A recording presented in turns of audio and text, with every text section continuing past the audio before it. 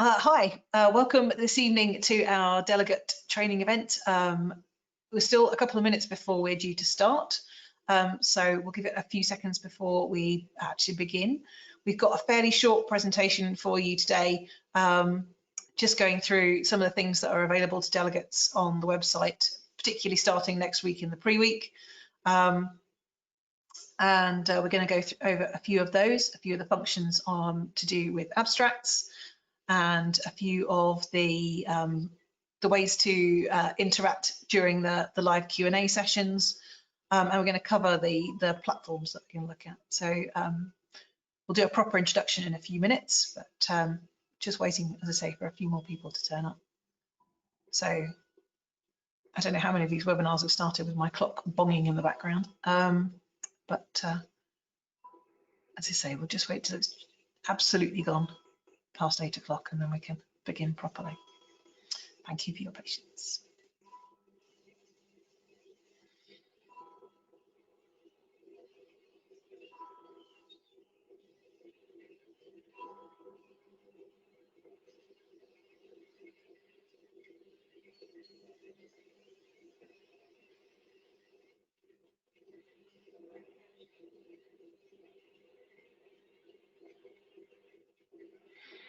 Hi, well, we're now past 8 o'clock, and I'm sure if anybody else wants to join us, then they can watch the first couple of minutes on the recording. So this webinar will be recorded, and it will be made available via the training events page, so you'll be able to download it and watch again if your audio drops out, or if for any reason you miss anything or want to check any of the details.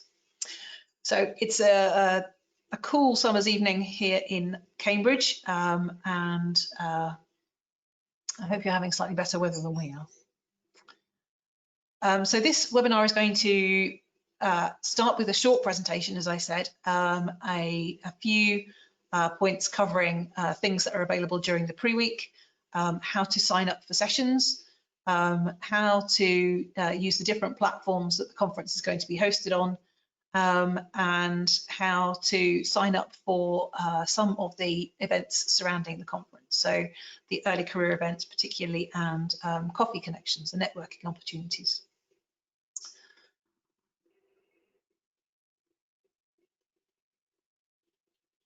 So welcome to the beginning events, as it were, of Goldschmidt 2020.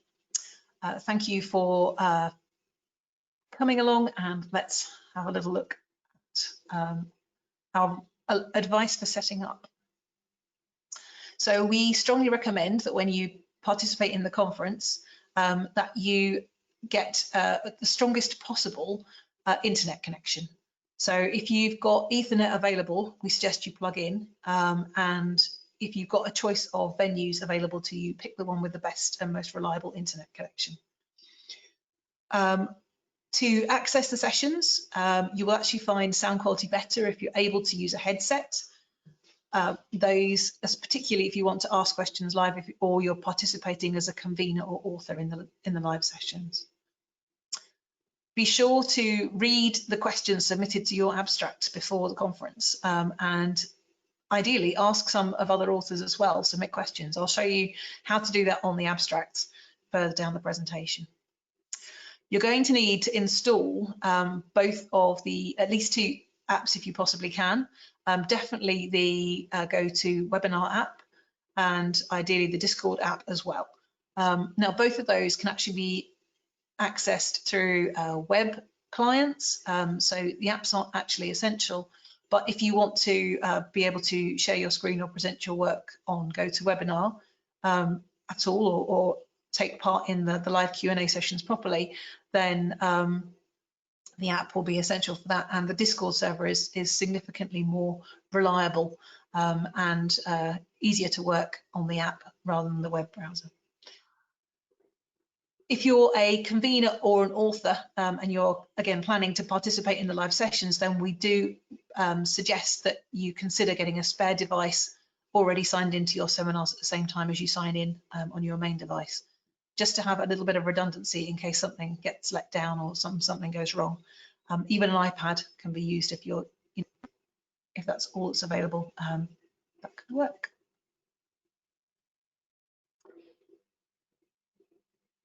Okay, so we don't need that.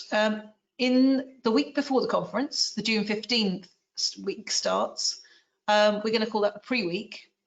Registrants can view presentations, ask questions of the authors, and sign up to the early career events using the Discord server to send messages and meet in small groups. So everything is available from June 15th. The Discord server is currently running, but the presentations will only be available, and the webinars available to link up to from Monday onwards.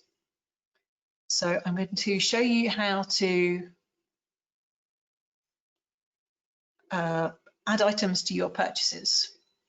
So if you sign into My Goldschmidt on the website, on that menu, then you will be able to get to the My Purchases page, which is what we're doing here. Then you can see the registrations that you've got. You can add more items for whichever delegate you wish to add. So I'm going to click on View Me here. I wonder if it's moving. It's not moving. There it goes. So the early career seminars are still, a number of those have places for Meet the Plenaries, which are small informal gatherings after the plenaries talk, where early career and students can meet with the plenary and discuss their talk. You can also sign up for some of our Coffee Connections events, so a chance to network with other geochemists in, again, another small informal network, just a sort of short chance to get to know some people the same way that you would in the coffee queues at a convention centre. There's a number of those.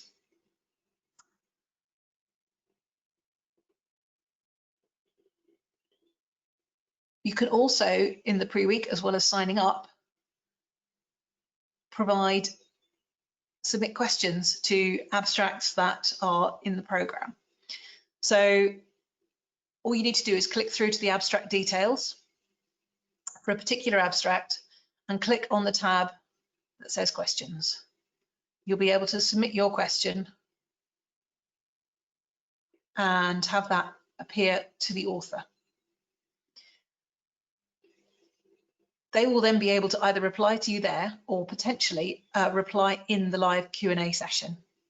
You'll also be able to download, at that point, download the presentations for the abstract as well.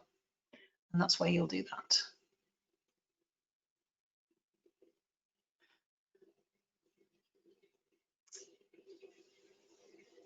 So the live sessions, what are they and how do they run? The live sessions are going to be Q&A focused, not presentations. We're not expecting them to be rigidly timed by the conveners. It won't be a town hall discussion where there's lots and lots of different voices coming backwards and forwards. It will be ideally a collection of small group and one-to-one discussions. Questions can come from pre-submitted lists, as we just saw submitted to the abstracts. The conveners will have access to those as well. Other authors in the panel who are able to unmute and turn on their webcams as well will be able to ask questions, and the audience will be able to ask questions using the raise hand and the questions window that you have available to you at the moment as attendees. They're not going to be, as I say, a chance for presentations, and we very much hope that they won't be overrun by a few voices. There should be a chance for everybody, particularly early career researchers, to have their work discussed and be able to respond to the questions and points that are raised. How do I join the sessions? If you're on the running list, if your abstract is on the running list, or you're a convener for a particular 1 hour block, your sign-in will be automatically set up to give you the correct access. If you enroll in a session, if you're not one of the participating, automatically participating people, it will be added then to the My Webinar section of the site. If you use the links on the sessions themselves, those should also be correct, assuming that you're signed in with the correct account. The links will be personal to you and will ensure that you enter the webinar with the correct access and privileges for that particular hour. Unless you're an author or convener, you'll enter as audience and you can see and hear and you can ask questions in the same way that you can on this webinar this evening. We strongly suggest that you plan on joining for the full hour. The abstract you're interested in may not be covered at the time given in the programme, and you may miss it if you turn in at exactly the right moment, get listed in the schedule. As we say, we don't expect the sessions to run exactly to time. The webinars will be staffed by the conveners. It'll be their job to ensure that etiquette is maintained, and there'll be a student volunteer available to them who'll be driving the software and moving things around for them. Different roles, so authors and conveners, have different access to the tools on the software. So they have a slightly different experience of the webinar, depending on your role. The roles are detailed on the convener information page if you're interested, and you can go and have a look and see the tools that are available. If you want to see more detail of those, you can obviously view the convener training event video, which is available off the training events page. If you join as an audience member, for whatever reason, and you should be available for answering questions, send a message through the question tool to the organiser, and they should spot that and promote you to panellist. And it's very easy to transfer people from the audience to the panel if that's required. All participants at all events and sessions need to abide by the code of conduct. Anyone whose behaviour disrupts the session can be dismissed, and all mics may be muted if there's feedback or disruptive background sound. We ask that everyone mutes their microphones when they attend the session by default, including the panel, unless they're actually about to speak. For asking questions in the live session, panelists will make their webcam live and then wait for the convener to call on them. They can also submit a question via the chat tool while they wait. If you're part of the audience, you can submit a question via the questions tool live in the session. If you use the author name at the start of any question, then the conveners can track which questions relate to which abstract and make sure they get asked appropriately. Or you can raise your hand, little hand icon on your screens, which will hopefully bring the organiser's attention to you. If you're part of the audience, you can be unmuted in order to ask your question, but you can't share webcams, unfortunately. So we're going to watch a short video to show you the way that we are going to attempt to ask questions. So just a few moments of Hawaiian waves to get us in the mood. Then if you have the questions tool open, you can type a question or paste a question into that and press the send button. That will go through. And you can also raise your hand. There's a little up or down arrow with your hand on that just to draw attention. But you won't be able to unmute yourself until the convener calls on you. They will make that available. So if you wait for a few seconds, we can see what happens when the convener does call on you. We've asked them to just say by name. Now we have a question from. So put the hand up. Assume the convener has called on you. And at that point, they'll have unmuted or ask the student to unmute your microphone. You'll be able to speak and be heard by everybody. When you finish speaking, mute the microphone again, and you'll be able to hear the response.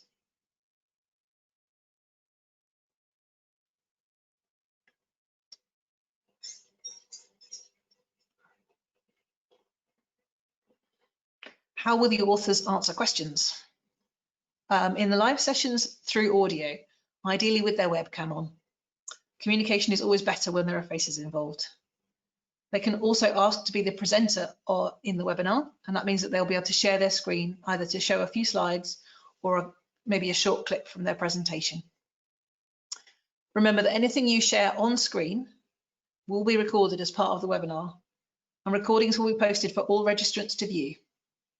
If there is sensitive data you are not confident in sharing, we suggest not displaying it live, but taking the discussion to another platform after the session and doing so in a way that you feel is secure. Anyone whose sound is persistently disruptive can be dismissed and will be sent a message and then given warning to let them know that their sound is affecting the session. Lots of open mics can affect sound quality. So ideally, as we say, everyone should be muted by default unless they're actually speaking. takes some practice to mute and unmute yourselves, but it comes very naturally after a while. Towards the end of the session, the conveners will hopefully draw the discussions to a close, and that will happen hopefully very neatly. You will be sent a warning as audience members. In fact, everybody will be sent a warning. In 2 minutes' time, the webinar will close, offering to continue the discussions in the theme chat room on Discord, and then letting you know the webinar will close without further warning. We unfortunately need to be extremely strict with the timings of the webinars. So if you're coming up to the last few minutes of a webinar, expect it to shut without notice if it begins to overrun. You will then be able to, should you wish to, continue the discussion on the Discord server, which it will be set up for you to do that in the theme rooms in the right format. So Ben is going to take you through the Discord server. Ben, do you want to take over? Hi, yes. So on the Discord server, which you'll be able to access via downloading the app and then following the link found in the Discord tutorial on our website, that will lead you to the Goldsmith 2020 Discord server here.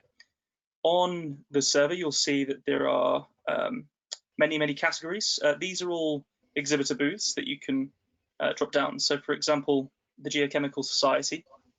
Inside their booth, you'll see that they have a text channel, which is indicated by this hashtag here, and an audio channel, which is indicated by the speaker icon here. If you wanted to type something, you would click on the text channel and type there, as we can see that somebody already has said hello there. And if you want to join the audio channel, you just simply click on it. And you can see that I've now joined that channel there. It says voice connected. Currently I'm muted and deafened, so I can't hear anything, and nobody can hear me either. But you can undo that by simply unclicking those two items there. To disconnect from the audio, you just click this button here. We don't just have exhibitor booths, we also have a social space, which has room for the icebreaker, career talk, where people can discuss various issues such as how the pandemic is affecting the way you work. There is also a jobs board up at the top here, where you can place your adverts or respond to adverts. And then for the mentoring pods, the rooms are all listed here if you use the drop down. And for the coffee meeting, the coffee connections that Jackie spoke about earlier, the rooms are here, helpfully labelled with the periodic table. And then finally, the science discussions. So if you do feel like there's more to discuss in the science sessions, you can head over to the correct theme and have a chat with people in theme of your choice. I think that's everything, Jackie. Thank you, Ben. Okay.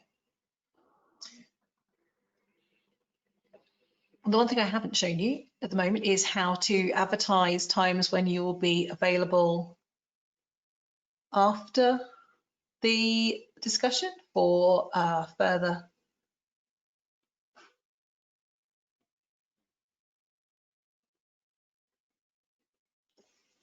details and discussion. So we actually encourage people to take discussions off platform.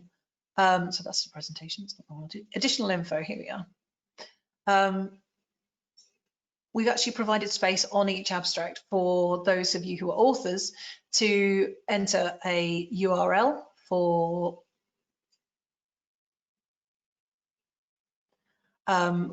supplementary material or for further data or anything that you have available to support your presentation. We've also given a field for where you can enter data or information like a link, a date and time of another chance to meet up and discuss your work. So it could, for instance, be a Zoom link or your Skype address, and a suggestion about when you might be available to have a group discussion with the people from the rest of the session, or anyone who's interested to join you and go through any more of the details that you were unable to share in the session.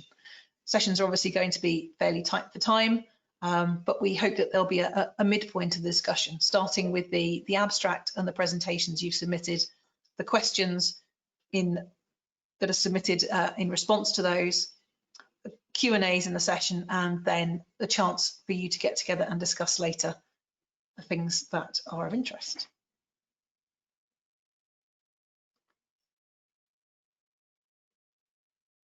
We would encourage you, as I say, to sign up for the Coffee Connections events.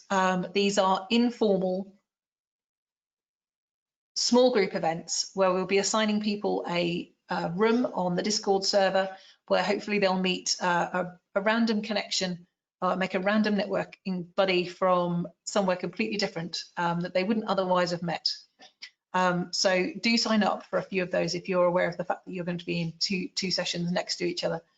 Sign up for the Coffee Connections in between so that you get the chance to meet somebody new, which is obviously what the in-person conference is all about, but is fairly hard to emulate in a virtual world. But we're doing what we can to make that available. So in summary, make sure you use the pre-week to participate in previewing the presentations, in asking and answering questions on your own abstracts, sign up for some of the networking events, download the apps and check that they work. There's links on both the For Authors and the For Conveners page for downloading those and checking. And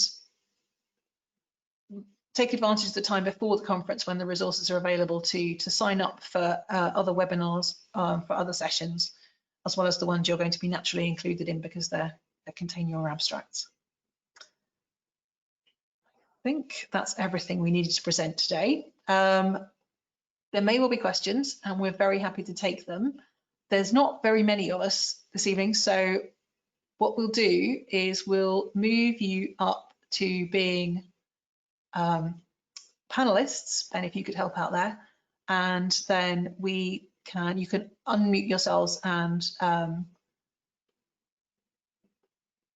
ask questions, put your webcams on that way.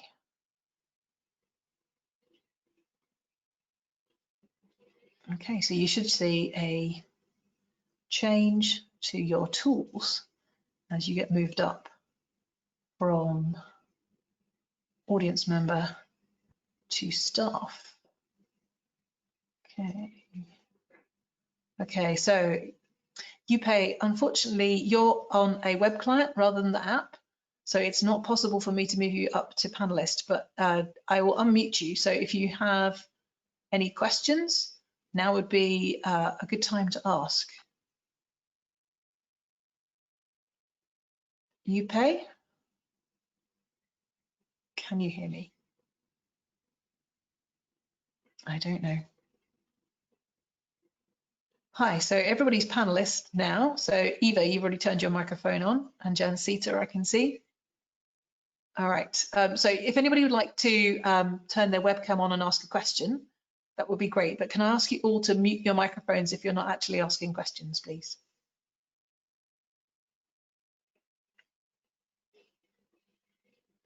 Okay.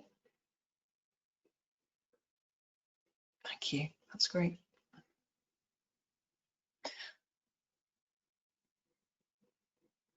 We also have, probably worth mentioning, we also set up 6 events which are an hour and a half long each, which we're calling speaker ready events.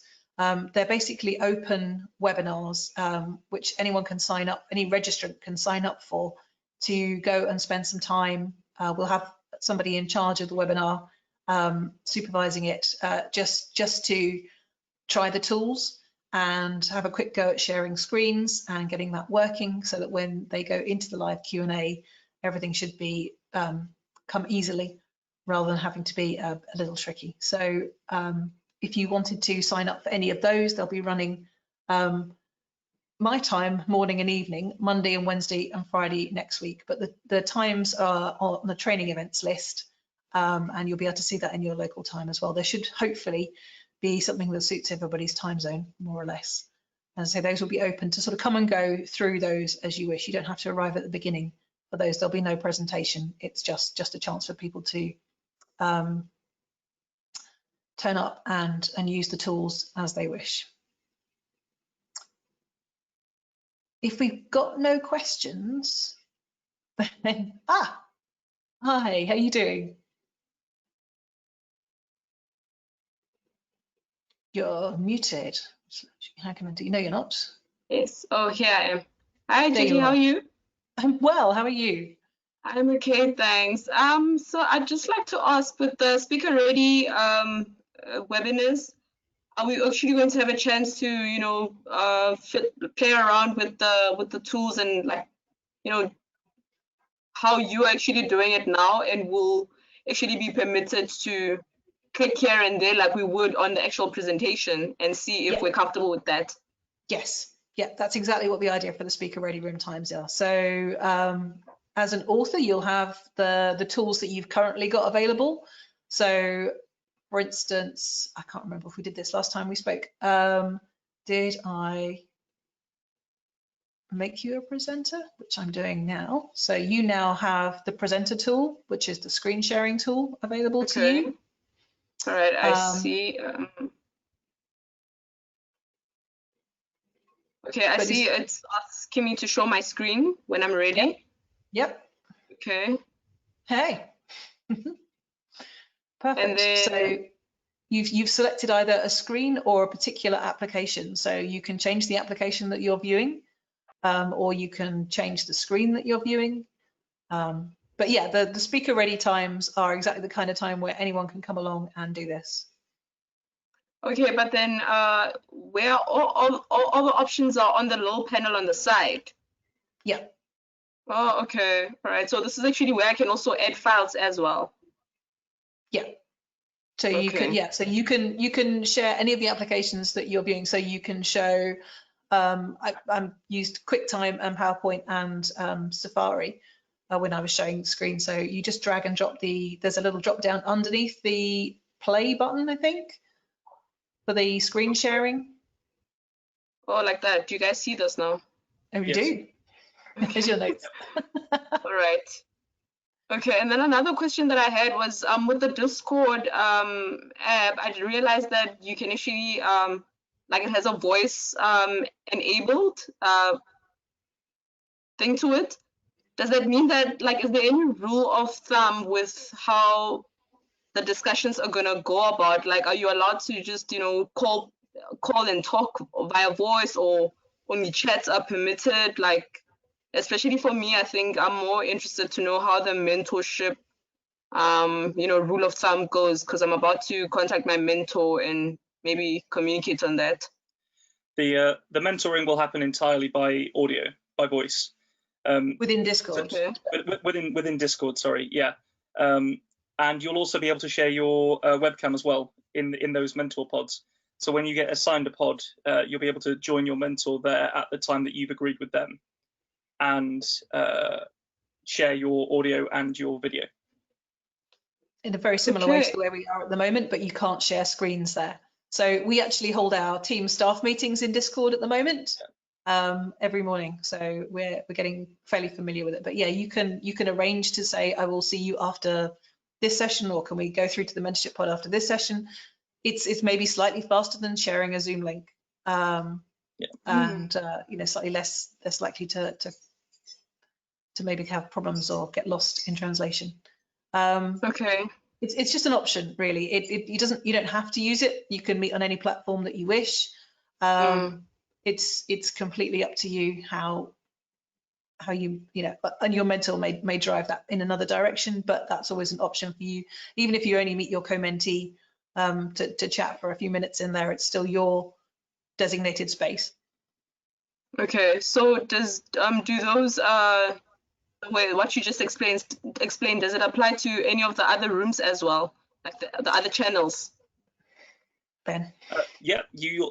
So, for example, if you were to join like an exhibitor's audio channel, you'd be able to talk to them as well, and they might have their webcam up for you to talk to face to face with them. The session and the theme discussions are text-based, but if anybody, if you're talking to somebody in a session discussion and you realise that you just need to talk face to face about it, you can just jump into one of the meeting rooms that are also on Discord just to have a quick chat about it. Okay. Yeah.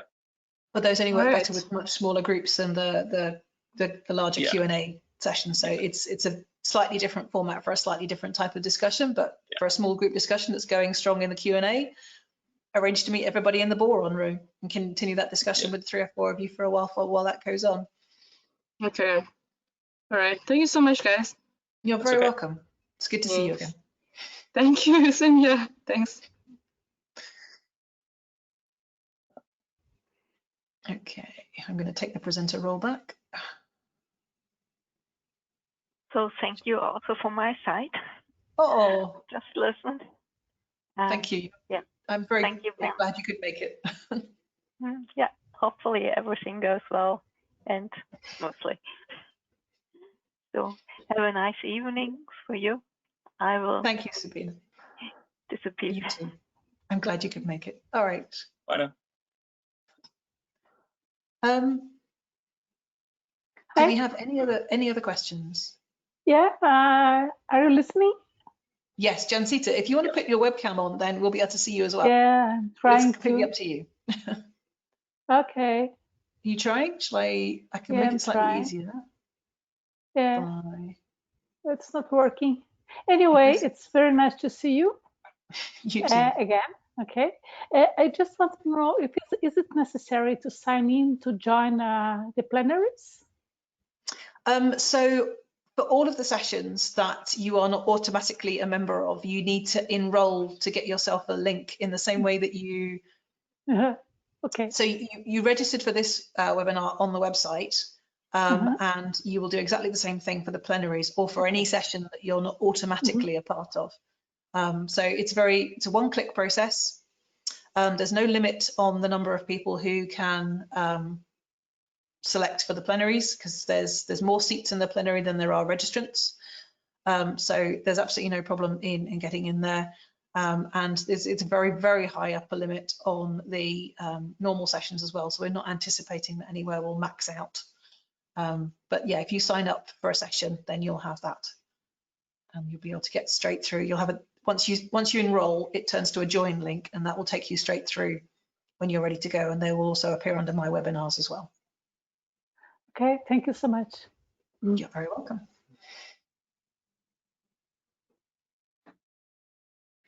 Okay.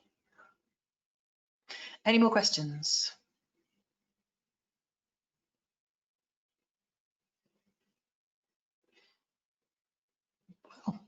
Okay. All right. Well, thank you everyone again for joining us. Thank you, Ben, for helping out and making it look easy. And I will hopefully get the chance to see or hear from some of you during your your questions and answers during the session. But anyway, have a great conference and thank you for tuning in. Thank you. More Bye-bye. questions. I'm so sorry. It's just last minute question. Yeah, it's just you guys are here, so I just have the chance to ask. But as a first time attendee of the conference, I was a bit overwhelmed with, the program and just trying to set it up because there was just so many things, so many great things to attend. And so I just wanted to ask, is there a way to sort of maybe get the most out of creating your program? Like, should I maybe start with adding in like the plenary sessions and what are the other ones, like session talks that are only in from my theme, the theme that I'm registered for? Like, how does it work for someone who set up the program before? So I've never actually attended a Goldschmidt. Well, I'm not a geoscientist. I'm a conference organizer. So from things that I've heard from academics, you can add sessions directly to your personal program. So if you want to upload, or not upload, but if you want to sort of connect your personal program, all of the the Q&A times for that session, and there may be more than one, then it's possible to do that on the session. My suggestion for anyone who's a first timer is don't attempt too much in 1 week. Be focused on what you want to achieve, and maybe pick out 4 or 5 authors that you actually particularly want to try and connect with. So you can exhaust yourself spending the entire week doing 6-hour days, well, 8-hour days if you do the plenaries, and do sign up for some of the Meet the Plenaries as well. It's a great chance to have a really, with a really small group, talk to some of the key members of the community. So I can heartily recommend that if you can find one in your time zone. If you can't, you should email me, and I'm sure I can find one for you. Okay, thank you. Do sign up so that your mentor will be able to give you hopefully some really good advice on what to go in with, and who to look for, who's going to give really exciting, hopefully really exciting results to share. Hopefully some people have managed to get some results before their labs shut down. And yeah, I mean, it's really good to lean into them and try and get in contact with them and see who they recommend you connect with. But yeah, build your program up and then probably take half of it out again, I think would be my key piece of advice for that, because it can become completely overwhelming. The other good thing for you, this being your first time, is that these sessions are all going to be recorded. So you will get a chance over the sort of 30 days after the conference to watch the sessions back, the live Q&A, and you can still use the Discord server for that time. And hopefully, we're really hoping that for once the conference sort of drags beyond its start and end dates. So there's actually a bit of momentum that carries into real life after the event. Yeah. Right, thank you so much, Jackie. That was really helpful. Yeah, I've been meaning to ask that question. I'm glad I did. You're very, very welcome. Okay, and just one final question. So with all the talks that I'm registered for, how do I get the link to watch them? Okay, so if you're registered for the webinar, if you're enrolled in the webinar, you'll be able to join it straight from that link that you enrolled in, and then if you want to watch them back, the sessions will be linked to, each session will be linked to its program entry. So if you go program by theme and then drill down to whichever it is, 13B, the Monday morning session or the Tuesday afternoon session will have their link next to them. It'll be fairly intuitive when it appears. Right. We can't demo it yet because we haven't done it, so it's okay. It's all a bit new. All right. Okay, thank you so much, you guys. Really appreciate it. You're very, very welcome. Cheers. Okay.